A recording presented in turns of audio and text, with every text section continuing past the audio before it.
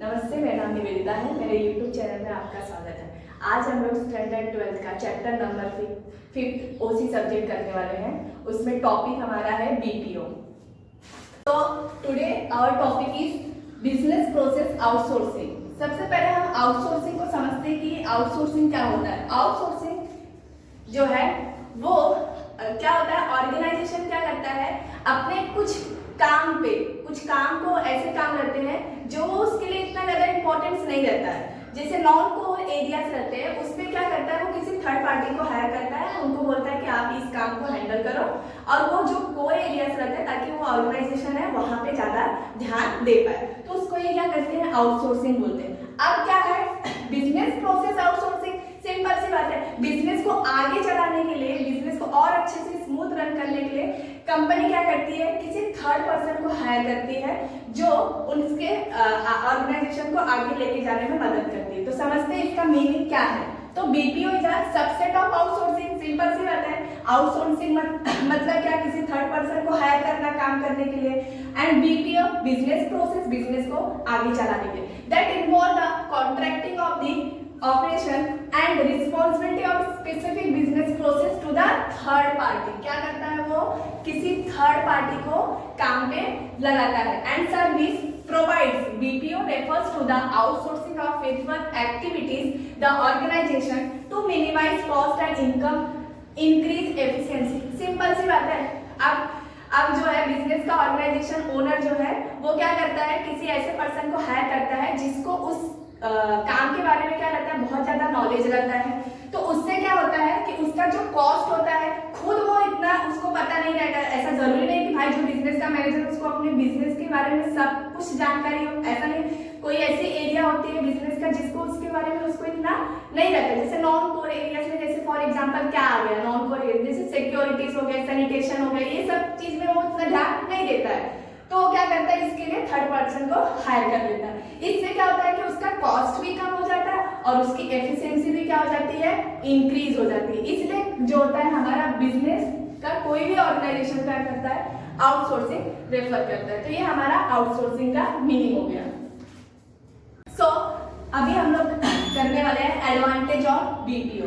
तो अगर कोई भी बिजनेस का जो ऑर्गेनाइजेशन है कोई भी, वो आउटसोर्सिंग को हायर करता है तो उसको क्या क्या एडवांटेज है। तो ये बीपीओ के एडवांटेज क्या है वो हम लोग समझने वाले। इसका पहला पॉइंट है प्रोडक्टिविटी इंप्रूवमेंट। सिंपल सी बात है, कंपनी अगर किसी को हायर कर रही है अपने काम के लिए, तो सिंपल सी बात है कि वो ऐसे किसी पर्सन को तो लेके नहीं आएगी, तो क्या किसी स्किल्ड पर्सन को लेके आएगी जिसको उसके बारे में जानकारी है। जैसे फॉर एग्जांपल कि बीपीओ का एग्जांपल क्या है, जैसे कस्टमर केयर सर्विस हो जाते हैं, या बैंक में क्या एक ही काम होता है, नहीं, बैंक में बहुत सारे काम होते हैं। तो उस हर काम को क्या किया जाता है, कैटेगराइज कर दिया जाता है कि ये काम ये करेंगे, ये काम ये।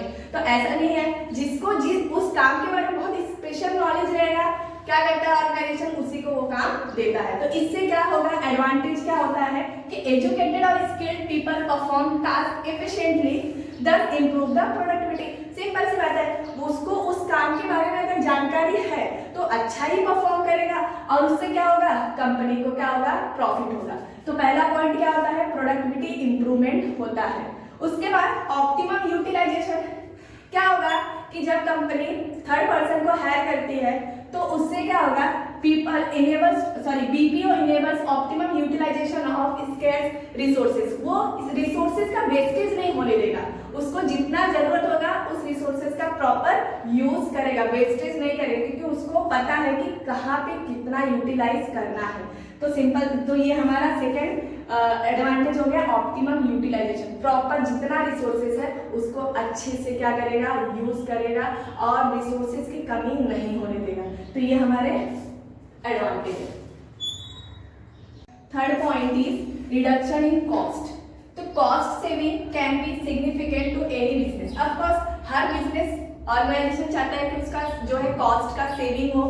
तो BPO it's not only to reducing the cost. जो बीपीओ है, बिजनेस प्रोसेस आउटसोर्सिंग, वो कॉस्ट भी क्या करता है, कम करता है, और प्रोडक्टिविटी क्या करता है, इंक्रीज करता है, and as well as revenue भी क्या करता है, इंक्रीज करता है। तो इंक्रीज क्या करता है, प्रोडक्टिविटी इंक्रीज करता है, इंक्रीज क्या करता है, रेवेन्यू मतलब इनकम भी ऑर्गेनाइजेशन को अच्छा खासा ला के देता है, और उसका जो खर्चा रहता है वो भी क्या कर देता है, थोड़ा कम कर देता है। तो ये क्या है, रिडक्शन इन कॉस्ट। उसके बाद fourth point, improve human resources. Improve human resources is another great and advantage of BPO. Outsourcing give a company to the ability to get access to skilled and trained manpower at a low rate. Simple सी बात है, organisation को एक skilled person, एक मतलब उसको एकदम proper training किया हुआ पर्सन जो है बहुत लो रेट्स में क्या होता है, अवेलेबल हो जाता है। जैसे फॉर एग्जांपल कभी कभी क्या होता है कि जैसे फॉरेन की कंपनी काम करना चाहती है बट इंडियन जो है ज्यादा इंटरेस्टेड है, तो वो क्या करते हैं, अगर उनको थोड़ा पैसा कम भी मिलता है तो भी वो वहां पे अपना काम करने के लिए रेडी हो जाते हैं। तो क्या होता है कि जो है लो रेट्स में क्या होते हैं, मैन पावर इजिली अवेलेबल हो जाते हैं। तो इसलिए ये हमारे बीपीओ के क्या है, कुछ एडवांटेज है। आप इसको लिख के जरूर प्रैक्टिस कीजिए, ये बहुत इंपॉर्टेंट क्वेश्चन है।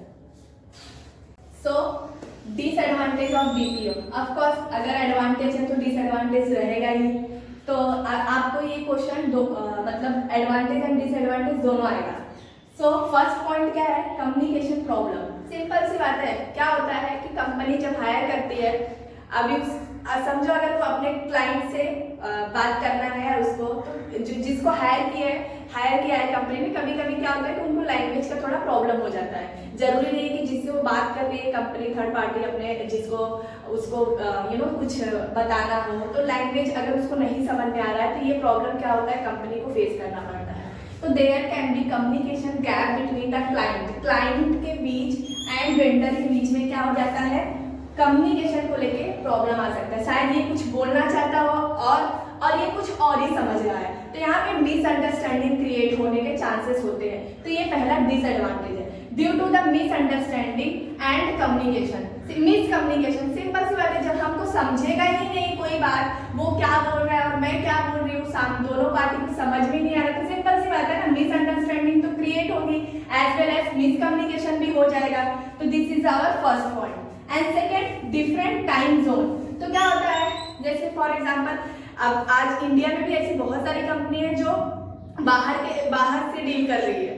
तो क्या होता है कि अभी समझो फॉर एग्जांपल अभी आपने देखा रहेगा कि बहुत सारे लोग नाइट ड्यूटी करते हैं। क्यों करते हैं, क्योंकि इंडिया में अगर डे है तो वहाँ पे नाइट है, और वहाँ पे नाइट है तो यहाँ पे डे है। तो इसलिए कंपनी क्या करती है, ऐसे लोगों को हायर करती है कि ताकि डिफरेंट टाइम जोन की वजह से भी क्या होता है, प्रॉब्लम क्रिएट हो जाता है। तो the client and the vendor operate in two different time zone, मतलब जहाँ पे कंपनी है और जहाँ पे कंपनी का क्लाइंट है, उन दोनों का डिफरेंट टाइम जोन है, मतलब दोनों के अलग अलग टाइम है।